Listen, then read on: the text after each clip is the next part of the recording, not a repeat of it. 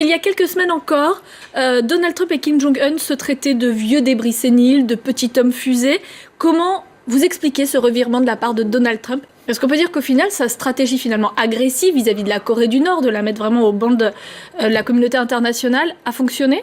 Alors oui et non, c'est vrai qu'on peut le penser, mais en réalité cette agression, comme vous dites, elle existe depuis très longtemps. Vous savez, ce conflit remonte à 1953. Depuis, les États-Unis et la Corée du Nord ont quand même eu beaucoup d'embrouilles, on va le dire comme ça. Souvenons-nous, en 1994, on annonçait déjà une guerre et le président s'appelait Bill Clinton, et non pas Donald Trump, on l'a un peu oublié. Et puis en 2002, on annonçait à nouveau une guerre et le président s'appelait à ce moment-là George Bush. Et je crois me souvenir que Kim Jong-il avait traité George Bush d'imbécile, de politicien. Donc on était déjà en fait dans les invectives, on monte rapidement le ton et on a très peur que la planète ne s'embrase avec cette guerre qui est de notre temps. Donc tout ça, ça n'était qu'une continuité. Mais en réalité, là, ce qui se passe surtout, c'est qu'il y a eu une pression très forte de la part de Donald Trump avec des sanctions.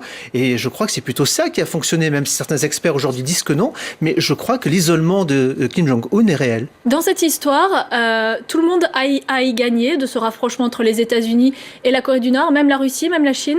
Et c'est pour ça d'ailleurs qu'on peut être très optimiste, parce que jamais on a eu les étoiles alignées comme elles le sont actuellement. Toutes les planètes, on va prendre la planète Kim Jong-un qui tout d'un coup peut se tourner vers son peuple en disant, vous voyez, je suis tellement grand et nous sommes tellement forts que les États-Unis acceptent de nous parler comme des égaux. Donald Trump, on vient de le dire, qui donc a une image extraordinaire à jouer. Mais les Chinois et les Russes ont fait savoir déjà qu'ils étaient très contents. Chinois parce qu'on se sort de cette histoire à côté là qui embête depuis très longtemps.